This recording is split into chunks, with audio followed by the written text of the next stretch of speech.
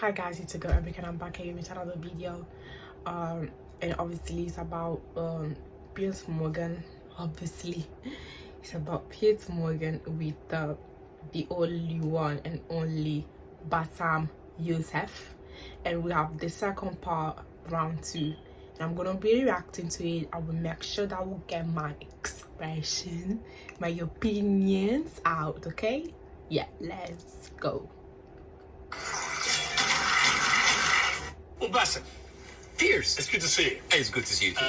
Last time, obviously, we did it remotely. Yes. You were here, I was in London, and you complained that it was an unfair situation. You couldn't see me, your earpiece kept falling out. Yes. So I thought, okay, fair enough, I hear you. I got on a plane, I flew 6,500 miles, and not only that, we're doing it in somewhere that is very familiar to you. It's the Comedy Store in Los Angeles, where you performed many times as a stand-up. So I've done my bit. You did. But actually, this is not the first time we meet in person. No, we did originally We did. in London last year. And I know that many people are watching this for the first time. I would know this, but I would really love to tell the story of that moment because I was having a tour in the UK and Europe, and I was doing my English stand-up. And one of my, advertising promotion plan was to come on your show. So my agent called me, it's like, Bassem, you're going to be on Piers Morgan. I said, damn. It's like, what's wrong? It's like, well, Piers Morgan blocked me on Twitter. I did. And he said, what did you do? I said, well, during January 6th, the insurrection, you tweeted something about it. And I was so angry at what's happening. And I remember you having you and Donald Trump in a picture. And I said the guy who had Donald Trump with him with her. And then I used very harsh words. And of course, you blocked me. And then I said does he know? I don't know. Does he know? I don't know. Does he know? I don't know. So I walked into the studio, and the moment I was being seated and they're preparing before we go on air, and he's like, "Oh, hi, Bassem. It seems that you have more followers than me, but it seems that I blocked you. Why?" And I told you, and then we said the story on air, and it was funny because I made a joke. It's you have always been standing against cancel culture, and you just canceled me on Twitter. But we agreed that this is not canceling because this is your own space and you're free. But now you're on Block Me, and we're here. And we're here. And it was, and actually we agreed about January the 6th, by the way, just for the record. I was, don't know about you, maybe you weren't surprised. I was completely staggered by the response globally to our interview several weeks ago. Were you taken aback by the scale of it? Yes, of course, but I understand why. For many years, the media covering the Middle East has been showing a certain point of view. I'm not going to say bias, but I would say it did not allow certain voices from the other side to be heard. And that is why you see the frustration. Whenever you speak to people in the Middle East, they tell you the same thing. They're not very happy with the coverage of the Middle East because our voices are not heard. Now, I am the least qualified person ever to talk about this conflict. And yet, just because I relate some of the talking points that we say and we hear the whole time, people felt heard. And when people have this feeling, they're happy. They have this response. They say, "Oh my God."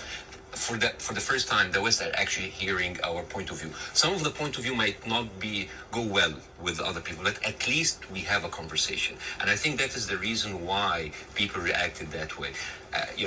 It's such an incendiary subject matter. I've never seen social media so ablaze with hostility on both sides.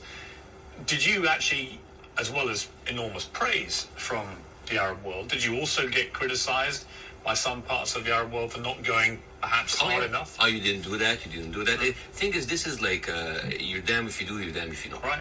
If you don't speak up, why don't you speak up? If you speak up, you didn't speak up enough. If you're done, why are you? If you speak up too much, you're taking all the attention on you. And I love that fact because people always who accuse people of being the center of attention, they are actually not very happy that the attention is not on them. This is actually a rule on social media. But there was a backlash, but there was also a backlash from the other side, which I mean here and other comedy clubs, I worked with people from all kinds of different backgrounds, Jewish, Christians, Muslims, Arabs, atheists, all kinds of people. And there are a lot of people who went into my socials so you're a terrorist sympathizer now, And I think it is important to have a nuanced, deep, interesting, intelligent conversation. A lot of people waiting for this are constantly, yeah, Bassem, bury Piers, show him. And this is the problem with the news today. The problem with the news today, it's not about the news anymore. It's about the people giving you the news. So it becomes a show, a circus. Two gladiators in the Colosseum, two pigs fighting in the mud. And this is why people don't get anything out of it. It's a circus. Yeah. You know, one of the things I heard a lot was, who is this guy? And they weren't talking about me. Sometimes Talking I about want. you. No, obviously, you're very, very well known in the Arab world. No, you're known as the kind of, they call you the Arab Jon Stewart, and you're well known in America, but you weren't that well known, for example, in the UK. And I think what this interview did, it made a lot of people think, wow, all right, this is incredible. But tell me more about Bassem Youssef. And I did a bit of research into your life, and it is a fascinating journey that you've gone on to get here to Los Angeles. And I think it's worth just taking a little beat here to talk about this, because you began in Cairo as a heart surgeon. I mean, that was your career path. Yes. And, Yes. and you were a heart surgeon. I was a heart surgeon until, I spent 19 years in that career, 7 years in medical school, 12 years as a practicing doctor. And 2011 happened, and the revolution happened, and I had my own show on YouTube. I did like small videos. Well, I'm going to come to this because I was by coincidence, I had just joined CNN to replace the great Larry King. And I hadn't actually done any live show. I'd done a few weeks since I joined of taped interviews with big names, Donald Trump, Oprah Winfrey, things like that.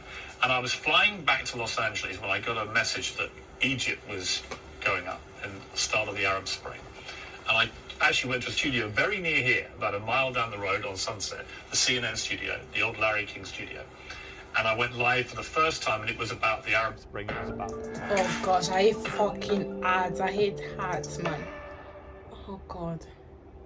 Spring. It was about what was happening in Egypt. And at the same time, you, in Egypt, were actually in Tahrir Square, helping wounded protesters, actually medically treating them. Yeah. Yeah, I mean, this was a kind of movement that inspired a lot of Egyptians. At the time, I was in the hospital, and a lot of people just had volunteered, and the nurse was just like giving us like supplies, go, and we were going there, and we were basically tending to the wounded, because it is, and it kind of gives you a different perspective when you see helpless, defenseless people who are not armed, who are being beaten by security forces, military forces, being shot, being, hurt. And all we can do is just like provide some medical attention. And it kind of gives you a perspective to see how humanity sometimes can show its most ugly face. And the suppression of free speech, freedom of expression. Yeah. The ability of people to say what they honestly feel about a situation. Yes. And the suppression of people's basic rights to freedom. Absolutely. Yeah. And that kind of like taught me a lot and inspired me to do the show. But, Well, you start, it's a crazy story, this. And I want to tell it because you just decided to do 5-minute stuff on YouTube. Yeah. And you were expecting a few people to watch it. And then literally it just flies. And suddenly you're getting millions of people watching this. And very quickly one of the big networks comes in.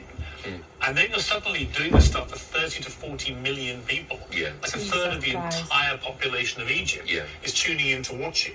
You're the biggest star of Egyptian television. Oh, please. Don't stop. I mean, what an extraordinary thing, though, for a heart surgeon to go from helping protesters medically in Tahrir Square, the start of the Arab Spring, to within a year, you're the biggest star on Egyptian television. It's crazy. It doesn't sound as glamorous as this. It feels horrible. Don't know why. Oh yeah, overnight fame, this size, it's toxic. Terrible. It corrupts. It goes into your soul, and it's not good. It's not. I actually didn't enjoy it. And the worst part about this is that like you're trying to do comedy in very controversial climate about very controversial issues, so you'll never satisfy people. And the problem is that people have these expectations. Oh, if you are successful in this, you must be successful at solving this. And when things are not solved, because politics, as you know, very difficult to solve, Yeah. that expectation, this love turns into hate. And this is one of many reasons that I had to leave, and I came here eventually. Well, let's just take people through what happened, because they probably don't know, a lot of people. So during the presidency of Mohamed Morsi, who was a democratically elected Islamist, you had relative freedom to start, but then the more you went after government propaganda, the more you stood up for the people against the government, then the trouble started. Morsi wanted to shut you up. You eventually get dragged through the courts. I was arrested. I was arrested for one day. It was a warrant for my arrest, and then I turned myself in, and I was interrogated, and it was the funniest interrogation ever. And in my stand-up shows, I talk about that scene. Because the guards were reading the stuff out and laughing, right? Well, the guards were taking selfies with me, which is funny.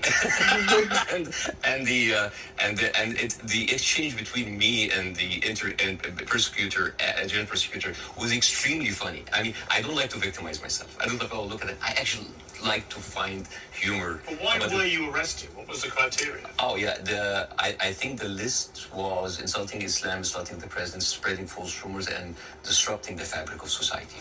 And it was Disrupting I the think the fabric people of in the society. room didn't know what to do with me because they ended up discussing my jokes. So it turned into a writer's room, and I was kind of like, how do you think we make this funnier? And it was the funniest exchange ever. And after 6 hours, I was let go. And was it scary though at the same time that suddenly the machinery was getting a grip of you? Because it was to get a lot scarier. But was it in that moment when you first got arrested, you thought, I'm being arrested for breaching my freedom of speech, right? For some reason, I just like went with the flow. I went to the interrogation wearing the big hat. I went to the show. It was just I just wanted this to be a farce because I just like you really coming after the comedian, and I just tried to enjoy myself, but deep inside I was dying. Like a Well, Joker. actually, it gets serious enough where you may have died, because actually Morsi gets, of course, deposed. In comes General El-Sisi in a coup, a military coup, and he doesn't find satire a laughing matter, particularly when the jokes are about him. You get blocked. They literally block your show from airing. I aired one episode, and it's interesting. This is a very interesting story because the first episode that was aired after the removal of the Muslim Brotherhood, everybody was waiting to see what I would say. Because by that time, all of the Islamic channels that were, like me and Islamic channel, like it's like they had 5 channels, and they were like me and them going like that. They had like 5 channels that have only 1 hour a week, and then they were removed. And then a lot of the other dissident voices were also being shut down. Now, people are waiting. What will Bassem say? And on the day that the show aired, the next day I went out, and everybody's like, good, at least somebody is speaking. It was a very controversial episode. Nobody liked it. And yet everybody liked it. Because people said, like, you're supporting the coup, or you're the Muslim Brotherhood. Everybody accused me of something big. All I did in that episode was just being a mirror of what is happening in the street and showing them how ridiculous it is. You didn't take a fixed position. Well, my position, depending on what's your position? What did you intend your position? My position was to show the ridiculousness of how the people now was like, oh, we got rid of Islamic fascism, but we are heading towards another fascism. There was a song that I did that was very controversial.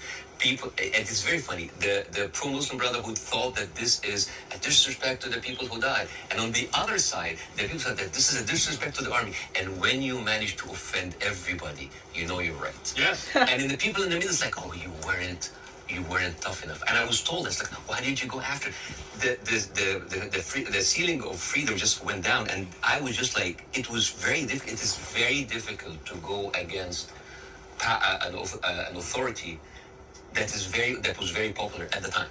And especially a military authority with a lot of experience of weaponizing these situations. Yeah.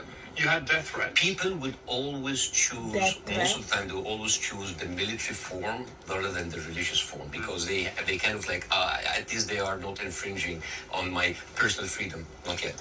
But You had threats on your life, didn't you? oh, all the time. I don't talk about that because like I have been having death threats like never stopped since 2011. Never stopped. Jesus Have they continued Christ. since our last interview? Oh yeah, they never stop. People threatening to kill you? All the time.